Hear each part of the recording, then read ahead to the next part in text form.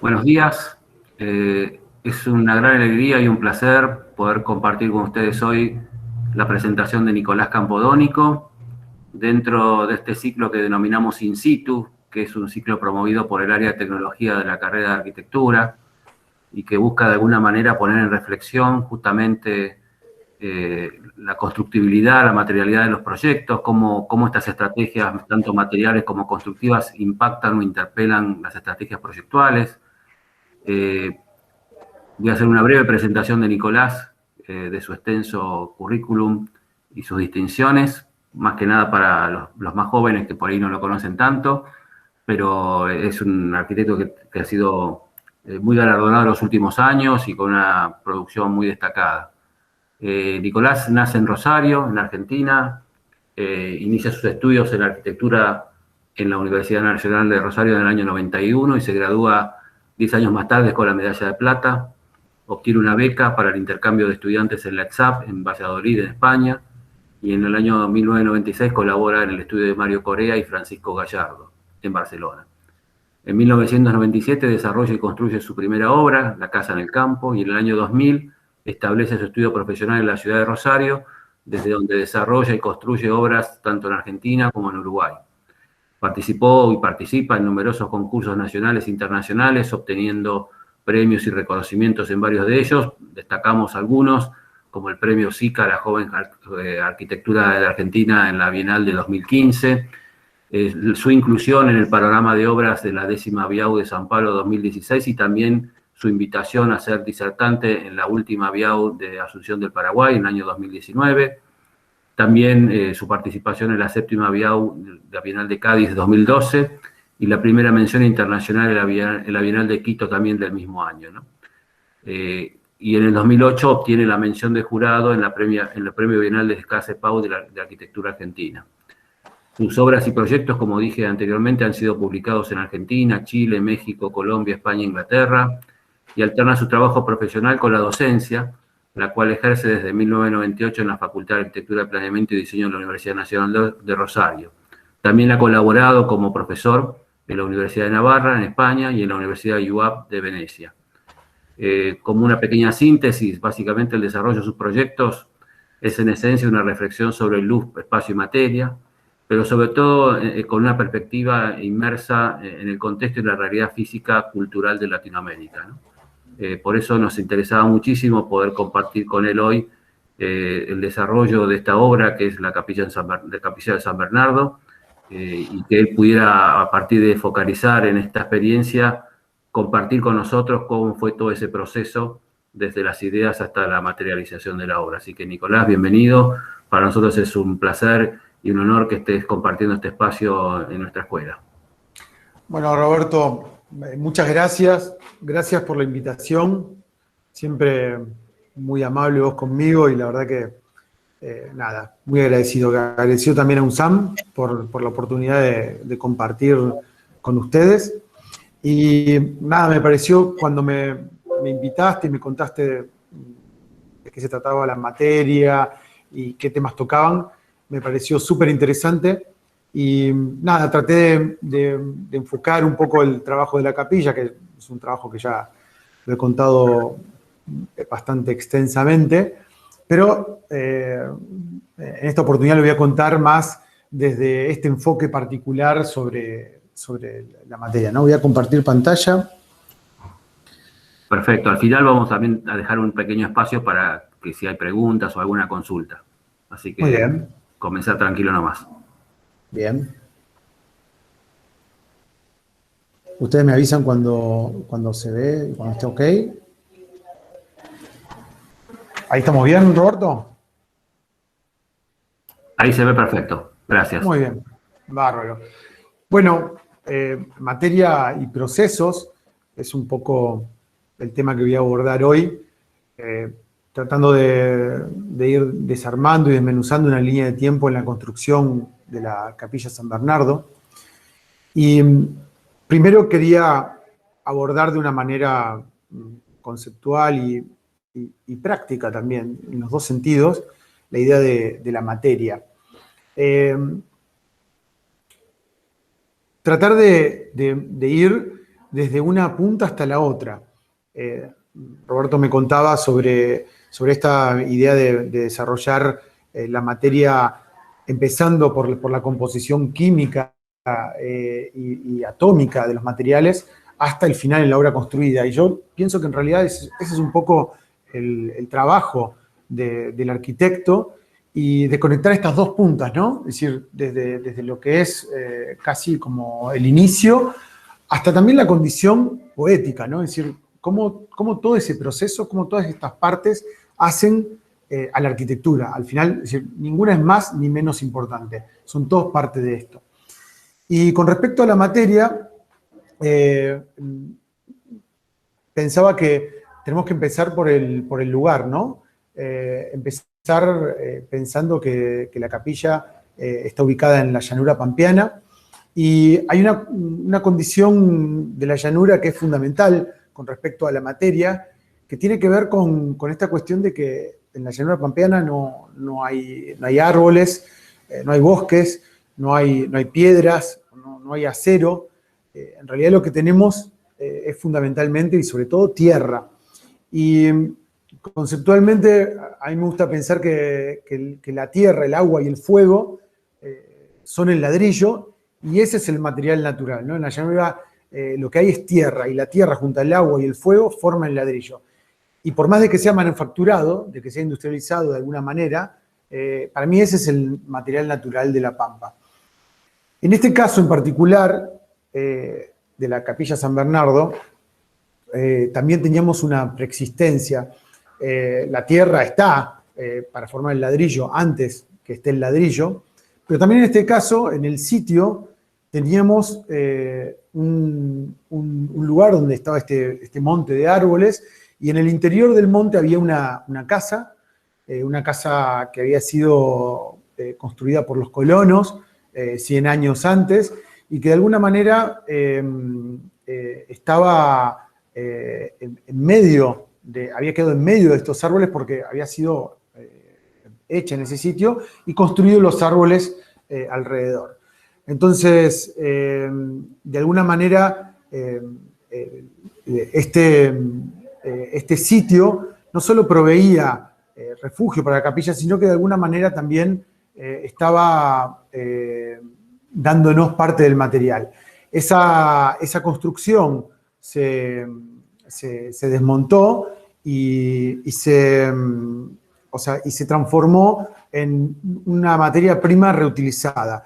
Estos ladrillos que estaban y que tenían casi 100 años, eran de alguna manera un material a reciclar.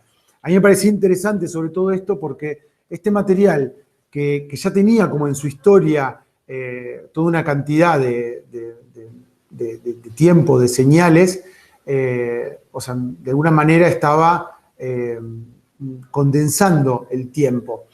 Y esta casa estaba hecha con barro, con adobe, estaban pegados los ladrillos con adobe, con lo cual fue muy fácil desmontarlo. Y de alguna manera el tiempo, la idea, es que ese tiempo que estaba en los ladrillos, de alguna manera se pudiera transmitir a la nueva construcción, casi como si tuviéramos, como si la capilla construida ahora en el presente pudiera condensar con esta materia todo el tiempo. Me gustaba una cita de Fernando Espuelas que dice: se trata del material reciclado que impone de alguna manera su propia historia y tiene una disponibilidad limitada. A cambio, nos da la pátina del tiempo. Un misterio como el que encierra cualquier relación sentimental, ese tramo anterior e inaccesible de la vida del amado.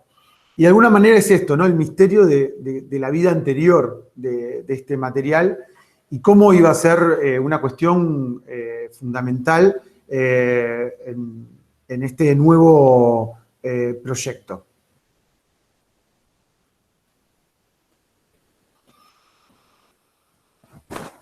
Acá está la pila de ladrillos ya desmantelada, y preparados para ser usados. Y no solo tenían esa historia, sino que además tenían un montón de material orgánico, ¿no? Tenían como un verdín, tenían como esa pátina del tiempo, de alguna manera, condensando toda esta historia. El tema también de esta capilla fue trabajar con la cal como otra de las condiciones fundamentales de construcción, otro de los materiales fundamentales de construcción, tratando de alguna manera aproximarnos a la mejor forma de construir en compresión. De alguna manera, Roberto me contaba por qué trabajan o cómo que les habían explicado sobre cómo de alguna manera las construcciones antiguas empezaron explicándoles hasta desde los romanos. Y yo creo que el tema de la cal es fundamental en la historia de la arquitectura y la construcción, porque de alguna manera la cal es la que permitió que las obras del pasado estén hoy en el presente. ¿Por qué? Fundamentalmente porque la cal funciona muy bien a la compresión. La construcción en la antigüedad era fundamentalmente hecha a compresión, y la cal tiene esta condición particular, que es que, a diferencia del hormigón, la cal tiene una curva de endurecimiento totalmente distinta ¿cómo se llama?, al hormigón, y es una curva que se maneja mucho más, va endureciéndose con el tiempo. Entonces, así como el hormigón toma una dureza muy alta en los primeros 20 días de hecho el hormigón, y después va descendiendo esa curva con los años hasta llegar a un punto clave en el tiempo, a los 100 años, la cal es exactamente, es totalmente distinta. La cal empieza a endurecerse y toma una serie, va generando una curva que va endureciendo con el tiempo, y se va endureciendo hasta llegar prácticamente a su máxima dureza a los 100 años. Esta condición de endurecimiento en el tiempo hace que las obras hayan resistido en el tiempo y lleguen al día de hoy obras del medioevo o del pasado. Esta condición tiene que ver con qué es la cal. La cal es un material natural, de alguna manera, que proviene de rocas que se han ido formando por la sedimentación calcárea, bajo presión y con calor. Y de alguna manera esta roca caliza que se generó en el fondo del mar se calienta y se transforma en cal, en este caso la cal viva. Y en realidad lo que ocurre es que cuando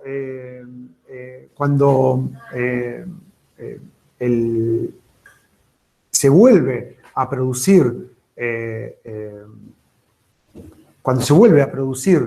el mortero con cal viva, se apaga y se vuelve a producir, lo que ocurre es que esta cal, que se desactivó por un proceso químico, se vuelve a armar y vuelve a empezar el proceso con la compresión de la construcción, y vuelve a empezar el proceso de transformarse nuevamente en una roca caliza. Esta es la clave del material. Pero claro, hay una cosa que no habíamos contemplado. Por un lado teníamos esos ladrillos con un montón de carga, de tiempo, de materia orgánica que afloraba, y por otro lado la cal. Dos cosas que en principio queríamos mantener en la obra y que de repente, cuando las unimos, ocurrió algo que era inesperado, que es esta cuestión de que el material, el ladrillo, perdió totalmente la pátina. La cal viva limpió totalmente el ladrillo y lo dejó totalmente nuevo, como si estuviera recién salido del horno. Y esto, en principio, presupuso una dificultad enorme.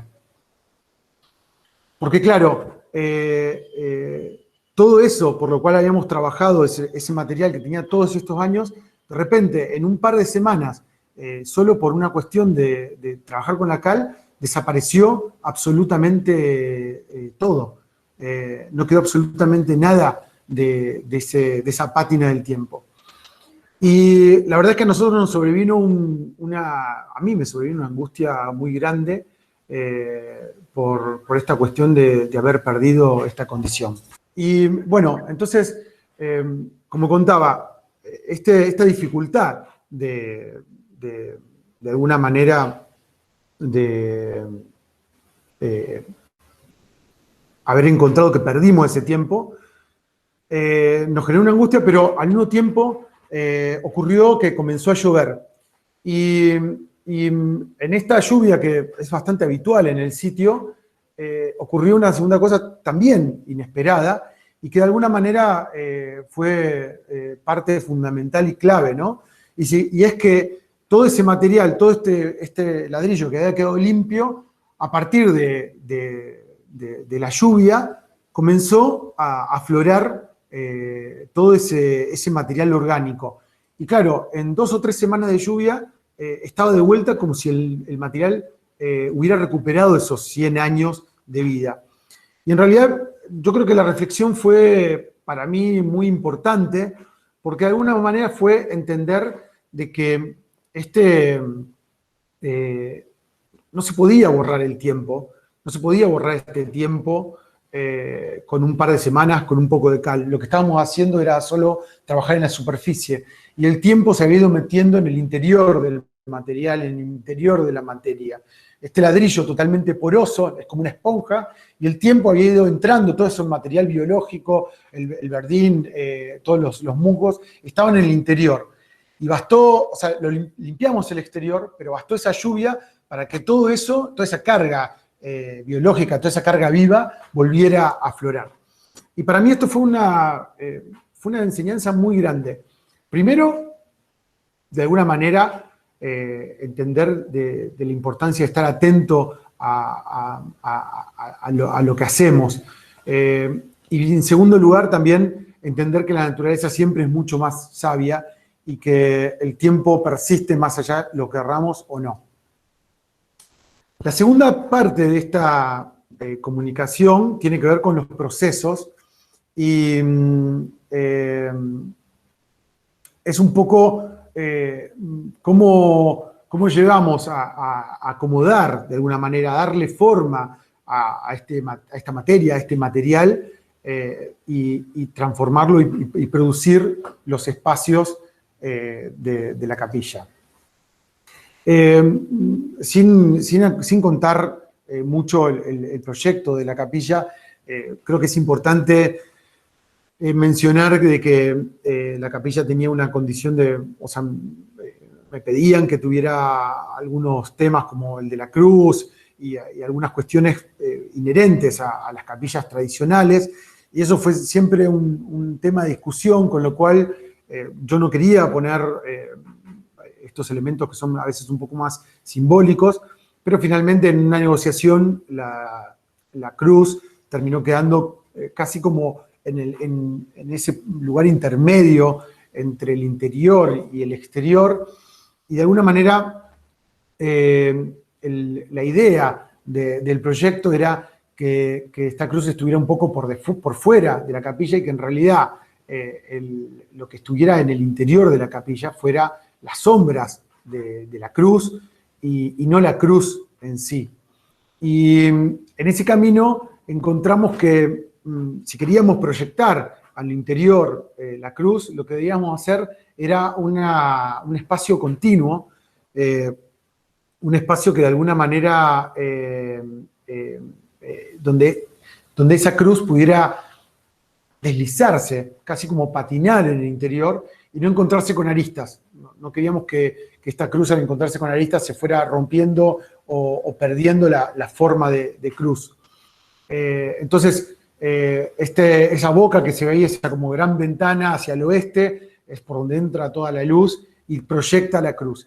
Y llegado a este punto, donde encontramos cómo iba a ser ese interior, es un interior cóncavo, donde casi como una especie de cono, donde la luz se intensifica y donde esa cruz se proyecta.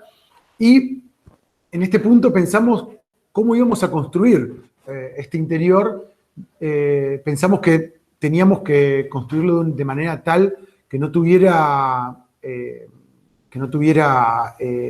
encofrado, porque de esa manera nosotros podíamos controlar permanentemente cómo era el tema de la luz y las sombras interior. Teníamos mucho miedo de hacer un encofrado y de repente que el encofrado se diera, como es muy común. Al recibir este dispositivo, la luz rasante del oeste, cualquier depresión en esa cáscara de ladrillos implicaba tener fácilmente una sombra de medio metro o de 1 metro, ¿no? Es un par de centímetros en una luz rasante genera unas sombras enormes. Y la única sombra que tenía que haber en el interior de la capilla era la sombra de la cruz. Así que un poco retomamos una técnica de construcción, un proceso de construcción bastante antiguo, que además era usado por los leñadores del centro y el noreste de la Argentina, y son esta técnica de horno de carbón vegetal argentino, o media naranja también como se lo conoce, y son estos hornos que son como unas media naranja, unos domos de ladrillo que están por todo el litoral argentino, y que básicamente se usan para hacer una combustión controlada de la madera dura y producir carbón vegetal. Y yo los había visto durante algunos viajes antes de pensar en el proceso en el proyecto de la capilla, y los veía y me parecían obras singulares. Cuando tuve que construir el interior de la capilla, pensé que si estos hornos estaban hechos en el medio del monte por los leñadores, o sea, ni siquiera un albañil los hacía, había una oportunidad. Y que yo, en vez de hacer la forma exterior, tenía que hacer la forma interior de este elemento en la capilla. Y en realidad me llevó una sorpresa enorme cuando me puse a investigar un poco cuál era la técnica constructiva, al enterarme que además, claro, es decir, como eran leñadores y no tenían herramientas, ni andamios, ni encofrados, estos hornos de media naranja se hacen con un sistema radial realmente interesante, porque no necesita absolutamente nada, solo una estaca, una vara que se clava en el centro y se va desplazando. Entonces, esta vara, al desplazarse, da el nivel de la hilada, pero también da la inclinación de la hilada, porque al irse inclinando para subir, te va dando la inclinación del ladrillo, con lo cual nos daba otra condición importantísima, que era que el interior los ladrillos estuvieran puestos coplanarmente, no escalonados para ir armando la bóveda, que también es otra posibilidad, sino que cada ladrillo está colocado coplanar y en relación con el centro de esta esfera que está alojada en el interior.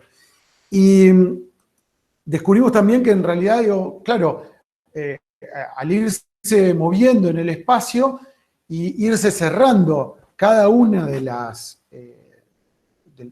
líneas, de las hiladas, iba generando un sistema, la compresión pura, que hacía que no necesitara ningún tipo de apuntalamiento. Esto nos pareció también una ventaja enorme, porque de repente cada tarde podíamos revisar que esto que estuviéramos haciendo con la entrada de sol natural de la tarde, ver que estuviera correcto, que estuviera adecuado a lo que necesitábamos. Estos son unos dibujos de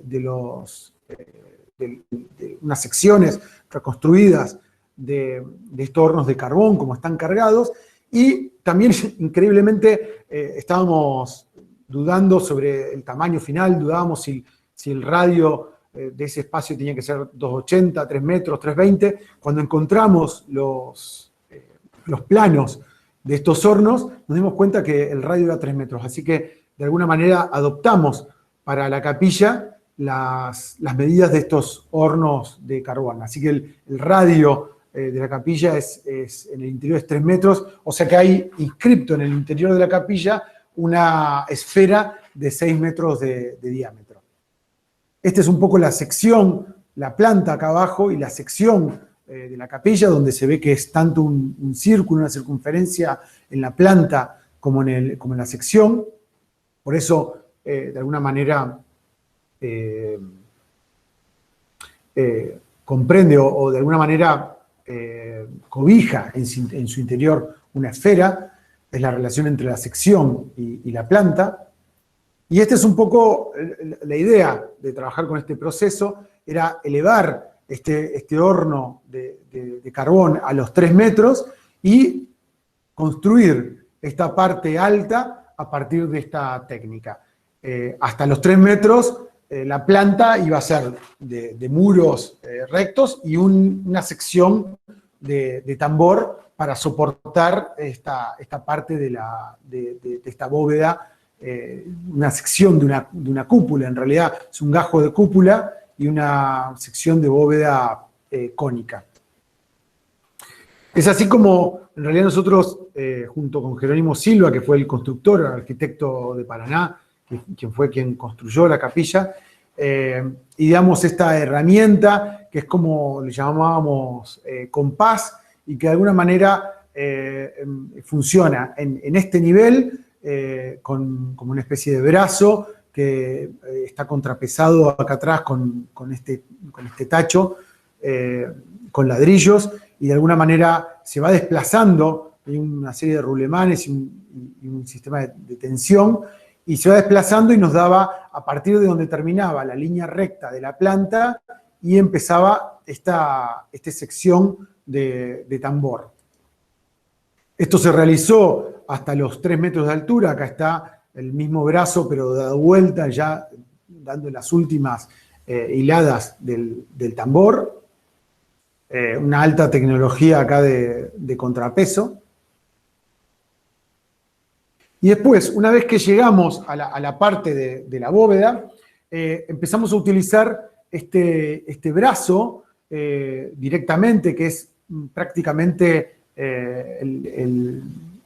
similar o correspondiente a esa tabla que usaban los leñadores. Nosotros usamos este brazo, que de alguna manera reconstruía esta sección de la bóveda, de la cúpula, y en realidad teníamos una dificultad que en su momento no la contemplamos tanto, es que en realidad la parte fundamental de la estructura es que cada revolución de este horno de carbón estaba cerrada en sí misma. Y nosotros acá, por una cuestión de la luz y del oeste, que necesitamos abrir esa gran ventana al oeste, nosotros teníamos abierta gran parte de esta sección. Finalmente, lo que hay de horno o de este concepto del horno de carbón es solo esta sección. O sea, hay como un gajo de la cúpula del horno de carbón argentino acá. Y después el resto se compone con esta otra bóveda cónica que va hacia el oeste. Y el desafío de esto era cómo completarlo. Así que en la práctica compusimos este brazo que se ve allá en el fondo, que es el compás, que de alguna manera cuando llega o sea, termina de hacer el gajo de cúpula, y cuando llega a la parte de la bóveda cónica, que es todo este desarrollo que está acá, se detiene, se frena el compás en ese punto, y de ese punto que nos da el nivel y la inclinación del ladrillo, tomamos dos hilos que se van a unir a esto otro que lo denominamos como un reloj, y que en realidad es una regla que va marcando cada hilada. ¿Cuál fue el desafío técnico en este punto? El desafío técnico fue que, en realidad, en una bóveda cónica, cuando uno, la bóveda cónica se va ampliando a medida que se va alejando del punto, del vértice, del punto final del pináculo de la bóveda cónica. A medida que se aleja, las hiladas se van ampliando. Y en realidad, si uno hiciera conceptualmente el ejercicio de ampliar esta bóveda 1 kilómetro, esto que acá tiene 1 o 2 metros, 1 kilómetro más adelante tendría cientos de metros de altura. Y en realidad la cantidad de hiladas son las mismas. Entonces, eso nos generaba un problema porque no queríamos ir agrandando la cantidad de mortero, con lo cual lo resolvimos bajando el mortero a un mortero estable durante toda la hilada, pero eso implica que cada hilada no va a ser con el mismo ángulo, sino que cada hilada es un paraboloide hiperbólico. Sé que es un poco difícil de explicar y más de esta manera, pero seguramente los profes se lo podrán explicar después. Entonces, lo que hacíamos era detener el compás en el punto donde se unía con la línea, con el muro recto de la bóveda cónica, y por otro lado estaba el reloj. Entonces, esos 2 hilos puestos en los 2 lados de la hilada nos daban un paraboloide hiperbólico. Quiere decir que cada una de estas hiladas en la bóveda cónica es un paraboloide hiperbólico que fundamentalmente lo que nos permite es que los ladrillos sigan siendo coplanares al espacio que encierran. Si no hubiéramos hecho esto, se hubieran ido generando unos escalones en todo el desarrollo de la bóveda. Y claro, el otro problema es que esta bóveda que íbamos haciendo iba transformándose casi como en estas dos paréntesis, estas 2 olas de ladrillo, que no las teníamos apuntaladas, que de alguna manera se iba teñiendo con una malla metálica que estaba exterior, y que a medida que íbamos haciendo las hiladas íbamos cementándolas para que de alguna manera contuvieran el momento de estas olas de ladrillo, lo contuvieran y lo tuvieran desde afuera como una especie de estructura, de exoestructura. Esto para seguir pudiendo revisar el interior de la capilla con el sol. Claro, a medida que avanzamos con este sistema,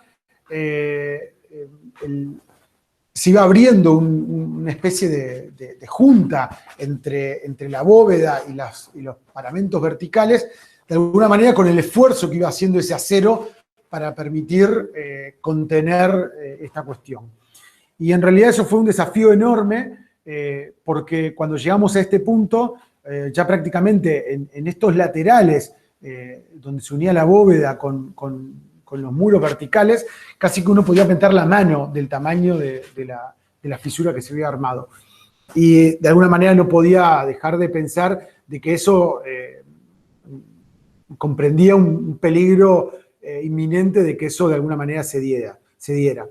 Y finalmente lo que están viendo acá es la última de estas hiladas con este sistema, y en realidad lo que hizo que bajáramos las hiladas y bajáramos al mínimo de mortero fue que se generara una gran clave en la parte alta, que es la que absorbió toda esta diferencia de hiladas entre la parte más chica de la bóveda cónica y la parte más grande de la bóveda cónica. Esta clave arriba se resolvió con otro sistema constructivo, que es una bóveda mexicana de autoconstrucción, que de alguna manera iba haciendo como semicírculos que funcionaban como una clave. Y a medida que fuimos avanzando en este sistema de construcción, esos 2 elementos de ladrillo se fueron acomodando a su posición normal. Con lo cual esa grieta que se empezó a armar y que luego, y que se terminó teniendo un tamaño de un par de centímetros, a medida que fuimos avanzando con esta otra bóveda en la parte alta, fueron cerrándose, casi como acomodándose la fuerza de la bóveda de arriba, lo fue acomodando hasta cerrarlo en su posición. Y les puedo asegurar que fueron un par de semanas que duró este proceso, que fueron bastante tensas, porque bueno, tuvimos algunos problemas debidos a que estábamos llevando este proceso casi al límite, primero por haberlo sacado de su lógica de compresión pura y haberlo llevado a un campo para el cual no estaba preparado, y fue tanta la tensión. Yo estuve todo el tiempo acompañando este proceso, tratando de ver que fuera lo más seguro posible, pero con una tensión enorme. Tal fue la tensión que la verdad es que hasta último momento no sabía si lo íbamos a lograr, si íbamos a poder terminarlo. Pero el día anterior a terminar con esta bóveda, con esta etapa, amaneció de esta manera. Y nada, fue casi como una especie de mensaje. Nunca había visto un cielo tan magnífico, y de alguna manera fue la última noche antes de que termináramos de cerrar esa bóveda, que fue casi como el proceso más riesgoso. Nada, la felicidad era de todos. Ahí está los constructores, acá Jerónimo Silva, que es el arquitecto que llevó adelante esta fase de construcción. Y creo que una vez concluido esto, casi nos llevó un año hacer todo este interior. Prácticamente para mí en algún punto sentía que la capilla estaba terminada. Después fue hacer el trabajo de los exteriores. Cuando hicimos todo el interior es con un ladrillo nuevo, todo el exterior era con ese ladrillo viejo, lo que empecé contando al principio, así que esa historia sobrevino en este momento, en realidad, de la construcción. Y como para terminar, les voy a dar una vuelta. Estos son los planos definitivos de la obra, tanto la planta como la sección. Y les voy a hacer un pequeño recorrido por la obra. Este es como entrando a través de los muros.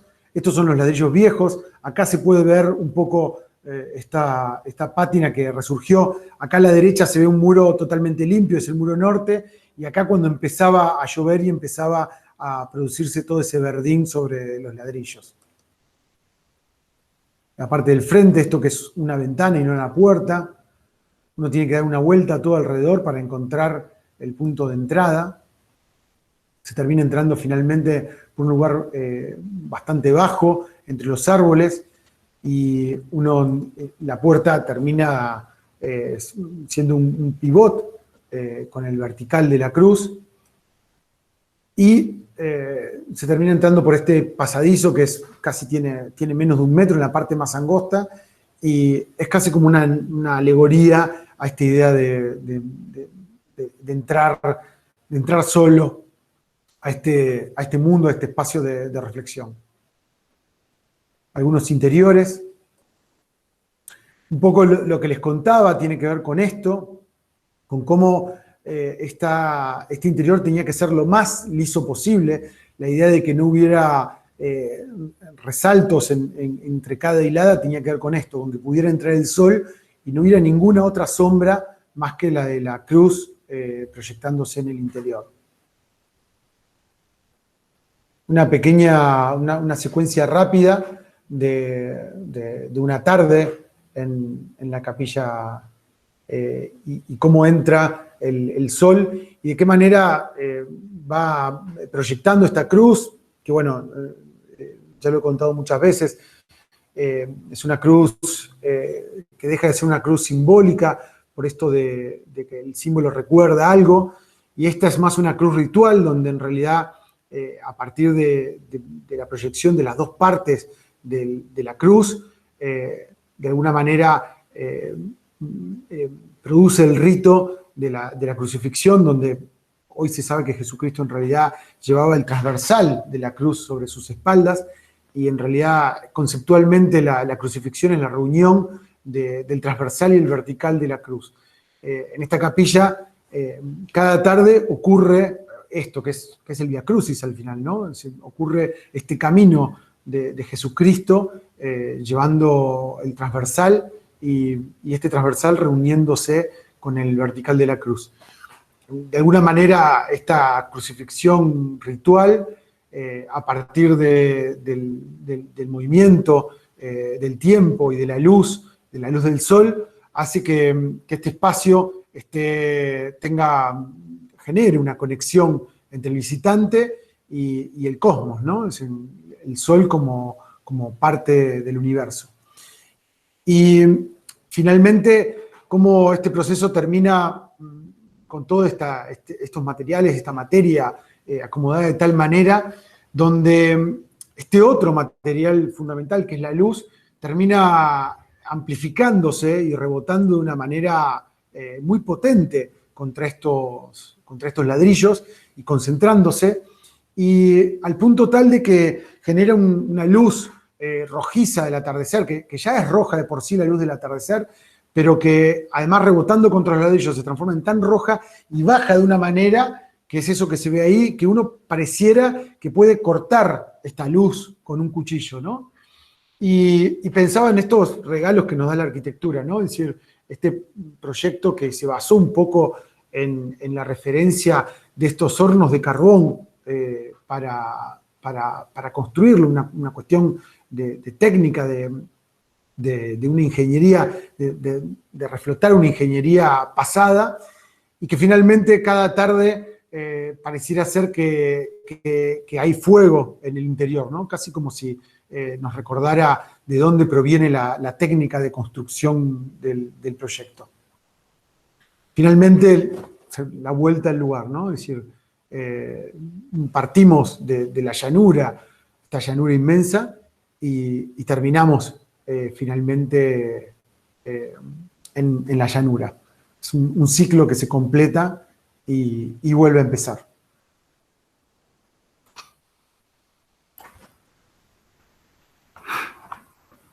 Muy bueno, Nicolás. Muchas gracias.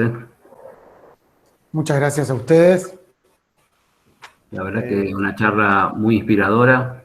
Me parece que además muy elocuente en cuanto a uno de los objetivos y búsquedas que desde el área de tecnología tenemos en forma permanente, que es esta vinculación que vos trazabas al principio, ¿no? Entre la materia y la poética, finalmente, ¿no? Digamos, estos abordajes fenomenológicos de la arquitectura que muchas veces no solamente definen una condición poética, sino que en tu caso quedó muy expresamente demostrado, definió la construcción de las formas y la construcción de la materia, la alineación de la materia para poder construirla, ¿no? Hay una frase de Eugene Freycinet, que es aquel ingeniero que inventó el pretensado y que de alguna manera generó los protocolos para el trabajo en hormigón con madera, clavo y alambre, que decía que es necesario que hasta para la más simple de las formas entendamos la forma de su construcción, ¿no? Y me parece que en tu presentación quedó muy en evidencia, por un lado, primero la construcción de la geometría de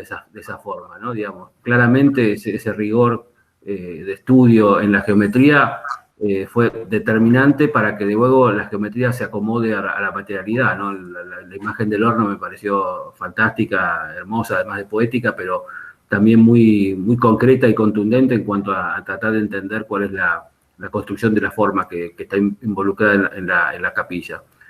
Ahí tenemos varios profes que también se prendieron a la charla. Está Juan Pablo Berberi, que te traslada una pregunta. Yo, si quieren, se las leo y hacemos una conversación. Te robamos un poco más de unos minutos más y hacemos una conversación. Ahí Juan Pablo te pregunta, así como se trabajó en el diseño y confección del reloj y el compás como herramientas que posibilitaron la construcción, ¿hubo algún tipo de pensamiento proyectual sobre el apuntalamiento o sistema de cimbras? Sí, bueno, eso es lo que explicaba, no sé si se entendió muy bien, que en realidad no había cimbra. O sea, claro, toda esa empalizada que se ve en el interior, en la construcción, son los andamios. Solo utilizamos algún puntal al final porque tuvimos algunos problemas de desprendimiento, porque ya el ladrillo estaba en el aire, claro, no tenía ningún aditivo, nada, pero no hubo cimbra justamente. Un poco se entiende cuando uno ve las imágenes finales, cuando se ve todo esto iluminado, es decir, todos los arquitectos sabemos lo difícil que es el sol rasante, porque sí, hasta se ve nada, o sea, si alguien revocó algo, se ve hasta la más mínima pasada del fratacho, ¿no? Entonces, 1 centímetro te puede hacer perfectamente una sombra de 1 metro. Entonces, la capilla no tiene cimbra y no tiene apuntalamiento interior. Eso es importante y es categórico, porque cada tarde íbamos, o sea, la obra terminaba a las 5 y Jerónimo volvía tipo 6, 7 de la tarde, a la hora donde el sol entraba rasante, para corroborar que realmente esto que estuviéramos haciendo estaba bien. Más de una vez tuvimos que desarmar alguna hilada que se había salido de línea por X causas, bastante, al final son todos mecanismos bastante rudimentarios. Entonces, controlábamos. Por eso no hay cimbra y no hay apuntalamiento.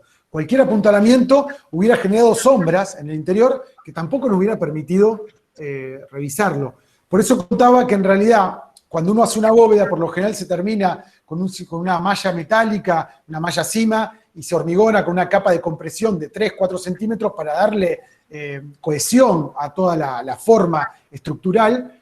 Nosotros lo que hicimos fue colocar eso antes, adicionarle unos hierros del 8 que se unían a una viga de coronamiento que teníamos, y entonces esos hierros iban, cada vez que hacíamos 3 o 4 hiladas, le dábamos ese cemento. Entonces íbamos cementándolo cada un tramo, entonces todos esos hierros empezaron a trabajar a la tracción en los 2 laterales para evitar que esto bajara. Así todo lo que explicaba que cuando llegamos a ese punto, o sea, era tanta la tensión que se había generado toda una fisura entre la bóveda y la pared vertical que uno podía meter la mano. O sea, era bastante... sí. Significativo. Sí, y daba bastante miedo, ¿no? Es decir, casi llevar el acero. En esos momentos que uno dice, ¿por qué no puse unos cuantos hierros más? ¿Viste? Uno en su momento cuando empezamos dice, un hierro del 8 cada 20 va bien. Y después cuando estábamos por ahí decir, ¿y por qué no pusimos uno cada 15? Digo, ¿qué nos costaba un poco más? Claro. Quiero también mencionar de que esto no fue inconsciencia. Nosotros trabajamos junto con un ingeniero. El problema es que el trabajo en ladrillo no tiene cálculo en sí. No hay cálculo desarrollado para el mampuesto. O sea, toda la era del cálculo en la construcción, en la ingeniería, se inaugura con el hormigón armado.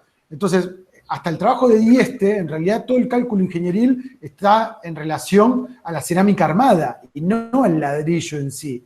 Entonces, la realidad es que el ladrillo hoy en día sigue siendo una construcción a prueba y error. O sea, entonces, no es que lo hiciéramos de inconsciente esto, sino que realmente no había manera de saber exactamente cómo se iba a comportar, cuánto este gajo de bóveda de cúpula iba a contener la compresión y cuánto iba a hacer fuerza esa sola de ladrillo, ¿no? Entonces, nada, un poco es el riesgo que tuvimos que tomar en este caso, ¿no?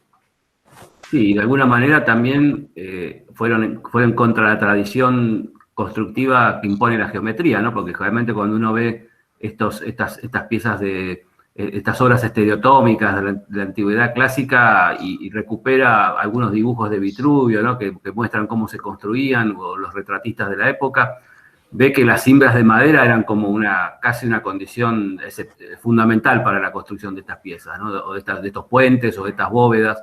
O sea que en ese sentido el desafío que asumieron fue doblemente más arriesgado, ¿no? Enorme, pero de vuelta siempre lo digo, ¿no? Digo, al final era una necesidad funcional.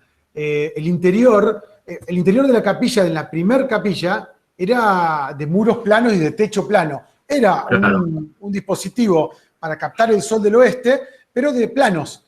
Cuando finalmente se termina incorporando la cruz, porque en la negociación no hubo forma de no ponerla, mi idea era no poner la cruz, cuando se incorpora la cruz, es que, o sea, surge la necesidad casi funcional de darle continuidad a ese plano interior. Muchos piensan que ese es el principio de la capilla, y ese es casi el final, ¿no? Es una cuestión funcional. Y una vez llegado eso, que es esta pantalla de proyección, también fue bastante funcional encontrar o sea, desarrollar este mecanismo, que finalmente es un poco un invento, o sea, porque vos decís, va en contra de la tradición de construcción de la masonería, o sea, y también tenía que ver con una cuestión de asegurarnos ese funcionamiento con el sol, ¿no? Es decir, finalmente digo, no hay una voluntad de destreza o una voluntad de virtuosismo constructivo, sino todo lo contrario, necesitábamos asegurar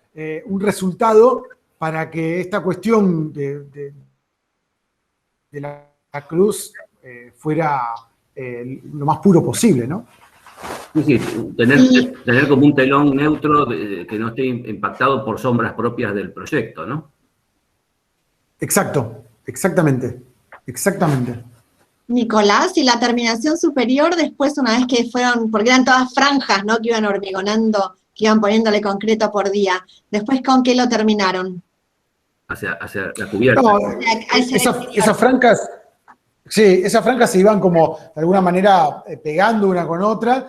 Después todo eso se pintó con una pintura impermeable, pero en realidad después eso, el exterior, tiene un segundo muro, que es este que contaba, claro, de los ladrillos reutilizados, y entonces suben en todo el perímetro, y después tiene una losa que en realidad se apoya en el muro exterior y se apoya en el centro de la bóveda. Es una losa que utiliza, entonces de esa manera también estabiliza, porque también descubrimos que las bóvedas de ladrillo funcionan cuando se cargan, sobre todo cuando uno las carga, esto de la cal, que explicaba en algún momento, o sea, toda la construcción de bóveda y de compresión funciona mucho mejor cuando se lo estabiliza con una carga. Entonces, esta losa, en vez de ir de una punta a la otra, hacerle como un techo, se apoya en la bóveda y de esa manera la estabiliza y le da estabilidad a partir de la compresión, digamos. Claro. Bien. Ok, muy interesante. ¿Alguien quiere hacer alguna pregunta de los que están presentes? Puede habilitar el micrófono y lo hacemos directamente. ¿Se entendió lo de las hiladas como paraboloides hiperbólicos? Sí, yo lo entendí, pero no sé Bueno, si alguien tiene alguna consulta. Sí, porque eso es difícil Eso es explicarlo. eso es clave para entender cómo es el desarrollo geométrico de la obra, ¿no? Sí, claro. Porque ahora que lo explicaste de esta manera y uno ve las fotos de interior, uno ve claramente los momentos de transición entre una forma y la otra, ¿no? Ahora que lo explicaste así de esta manera, la verdad que uno le empieza a encontrar sentido a algunas líneas que dentro de ese espacio sonaban como raras. Uno preguntaba, che, ¿y esto por qué cambió así, no? Entonces, ahora que lo explicaste, sobre todo la última parte que yo no la había escuchado nunca, que es de cómo cerraste la bóveda arriba, ¿no? Claro. Y bueno, y esas líneas, en realidad, el interior de la capilla, a pesar de que parece como muy mínimo y muy sintético, o sea, se entrelazan o se relaciona o se compone con muros rectos, una sección de tambor, un gajo de cúpula y una sección de bóveda cónica.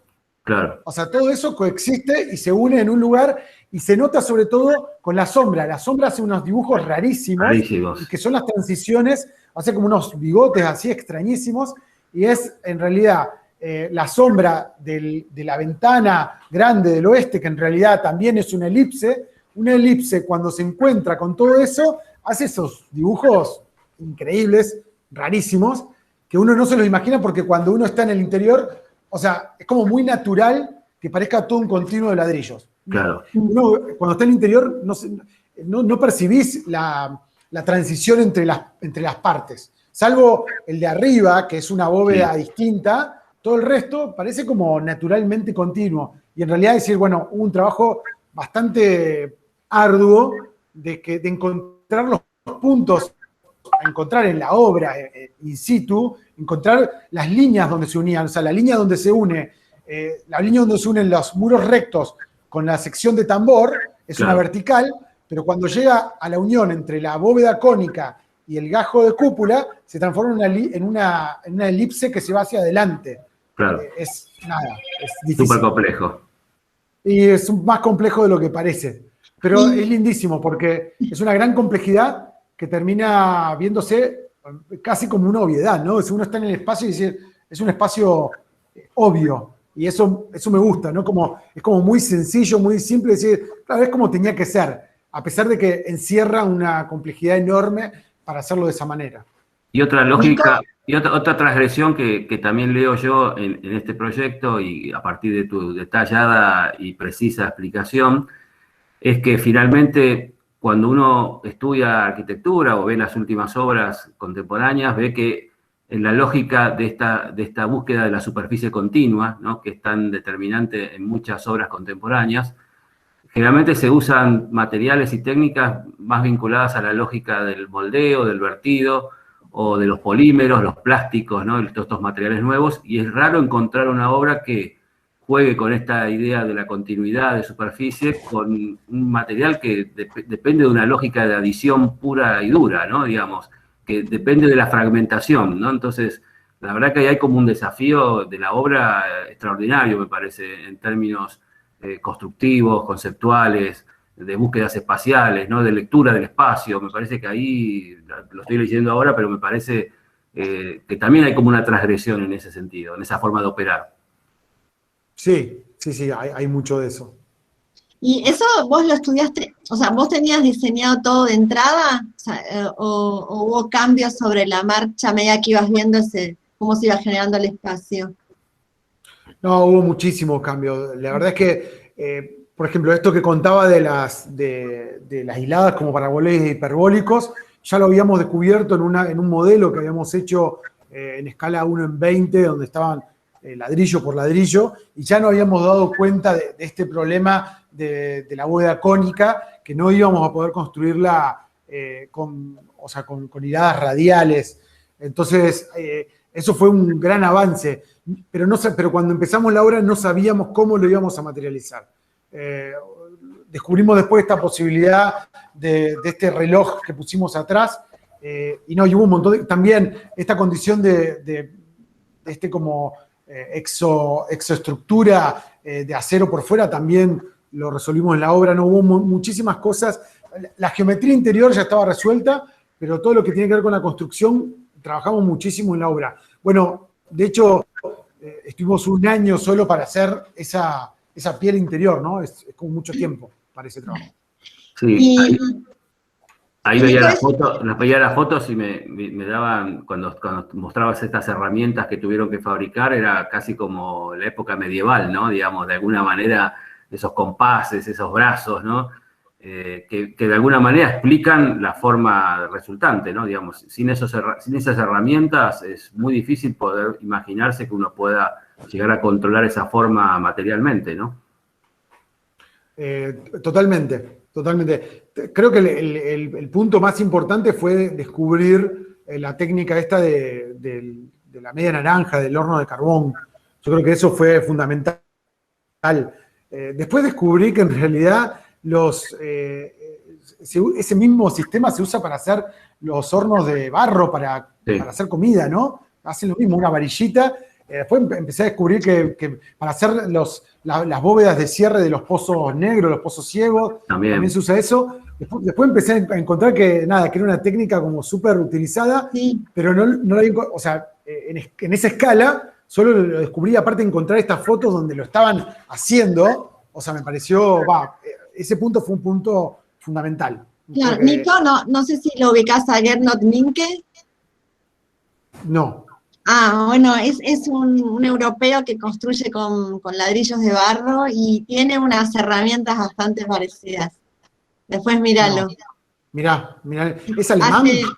Sí, es alemán. Alemán austríaco, alemán, ¿no? Alemán, sí. Estuvo en Argentina construyendo un par de experiencias así de cúpulas. Sí, estuvo dando charlas. Él Cúpulas tiene de 9 metros de diámetro hizo, muy interesante. Sí. Alguien me lo había nombrado. Me pareció similar, alguna semejanza. Y te iba a comentar, ¿seguís el uso de la capilla? O sea, estás en contacto con la capilla, seguís yendo, o sea, como para ver cómo, si hay un retrofit, o sea, si tenés el comentario de la gente que va, que... Bueno, en realidad sí sigo en contacto porque es un encargo familiar, así que nada, o sea, sí, a la fuerza sigo en contacto. Y bueno, la verdad es que estos años es para uso de la gente más que nada, de la gente ahí del lugar, del campo. Yo bauticé a mis hijas en esa capilla. Y bueno, en realidad cada tanto me llegan algunos comentarios. La verdad es que, a ver, suena raro decirlo en una charla, pero es como que es un poco difícil de describir.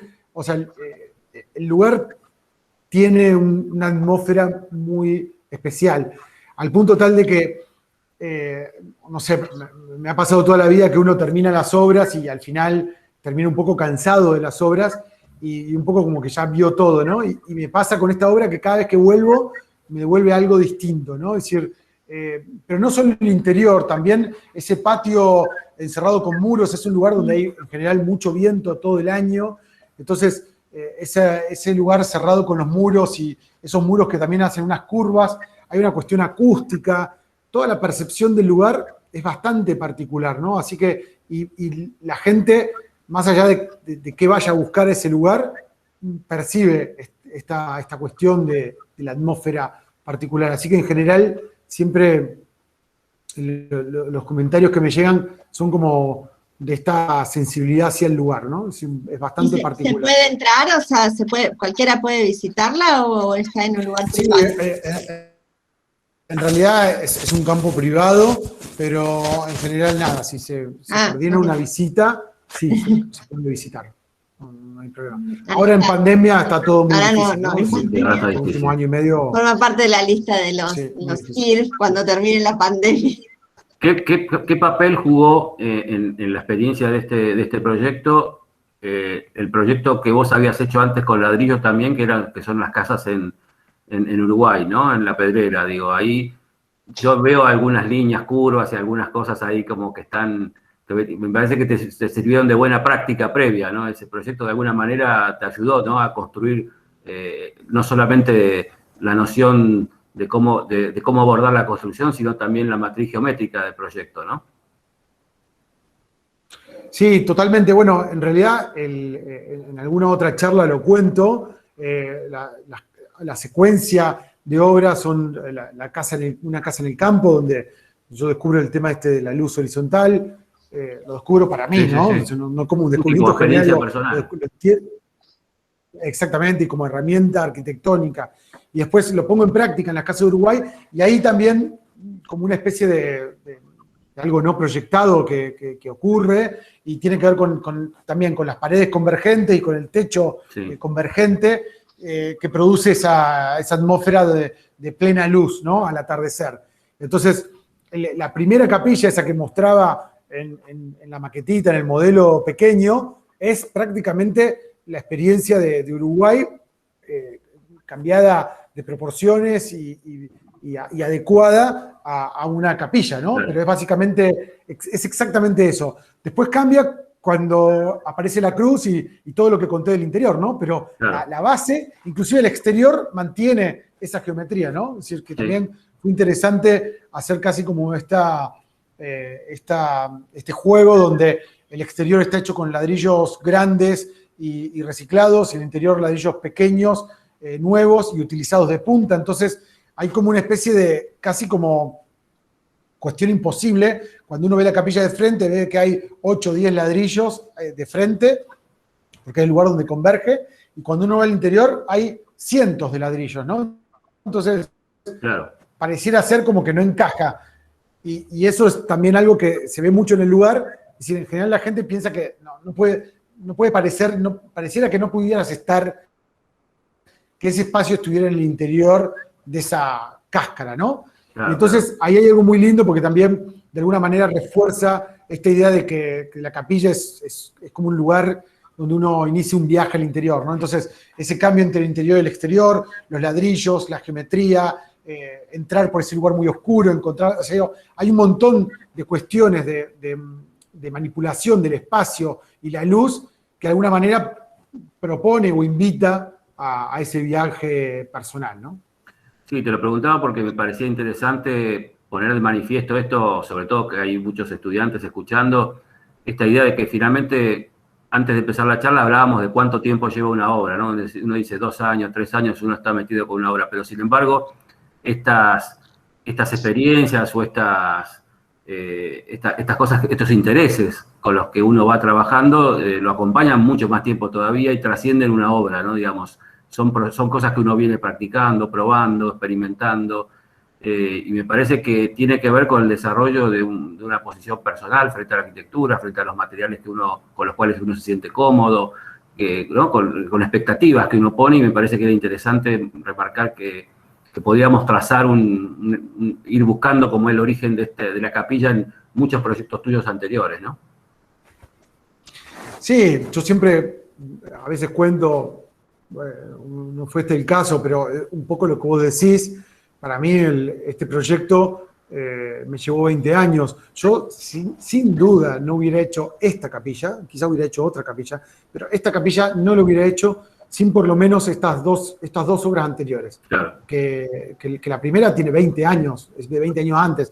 Yo creo que inclusive cuando me siento a pensar cómo iba a ser la capilla, pienso en un montón de cosas, pienso en un montón de materiales, un montón de formas, y finalmente, o sea, con un acto muy consciente, decido trabajar con las cosas que vengo trabajando. O sea, hubo una decisión personal, decir, voy a trabajar con la luz horizontal del oeste, o sea, pero después de haber evaluado un montón de otras, y voy a trabajar con el ladrillo, y voy a trabajar en esta condición del límite entre el monte y el campo abierto. Estas fueron decisiones conscientes en relación a mis trabajos anteriores. Por eso digo, sin esas experiencias no hubiera estado esto. Entonces, a veces también, digo, la arquitectura, o sea, funciona con el tiempo, primero porque de alguna manera el tiempo es una condición fundamental, lo veíamos en ese último timelapse de la obra, pero también en otro sentido mucho más práctico de cómo el tiempo opera con nosotros y cómo la acumulación de conocimientos y experiencias nos permiten hacer unas cosas u otras cosas. Entonces, también esto, en los tiempos que corren, donde todo es inmediato y rápido, y sobre todo como una voracidad por tener éxito, que parece que todo tiene que salir maravilloso y rápido, y primera obra tiene uno como arquitecto, en la primera obra tiene que poner todo, y la verdad es que si uno se lo toma con calma y va como construyendo en el tiempo, me parece que se empieza a poner más interesante, al menos en mi experiencia. Muy bueno. No sé si alguien quiere hacer alguna consulta más, así también ya lo vamos dejando libre a Nicolás que siga con su día. Hola, Nicolás Campodónico. Muy buena la charla. O sea, yo también acá soy docente de la materia. Tuve algunos problemas de conexión en la primera parte, pero me pude enganchar en la segunda parte. Me pareció muy interesante y quería sumarte un poco de lo que comentaba Marta con este arquitecto, este especialista en Minque. Él tiene un libro muy bueno que se llama Manual de Construcción en Tierra, que es de libre acceso, lo puedes descargar de internet y estudia en profundidad el tema de la tierra. Y con ensayos, propone muchas metodologías para ensayar ese material además. Te lo recomiendo, Buenísimo. que lo puedas mirar, sí. Buenísimo, muchas gracias. No, de nada. Buen dato. Así que, bueno, solamente despedirte, Nicolás, nuevamente agradecerte la generosidad que has tenido también por abrir un poco las entrañas de la obra, que es algo que habitualmente uno no tiene fácil acceso, ¿no? Uno conoce especialmente la capilla porque ha sido muy publicada y muy premiada, pero conoce las fotos de publicación, ¿no? Digamos, pocas veces tenemos acceso a la información que nos compartiste hoy, así que te quiero agradecer en nombre de todo el instituto tu participación y bueno, ojalá que tengamos nuevas excusas para seguir cruzándonos en el futuro. Ojalá que sí. Roberto, Marta, Abraham, bueno, a todos, muchas gracias por la invitación y nada, nos seguimos cruzando.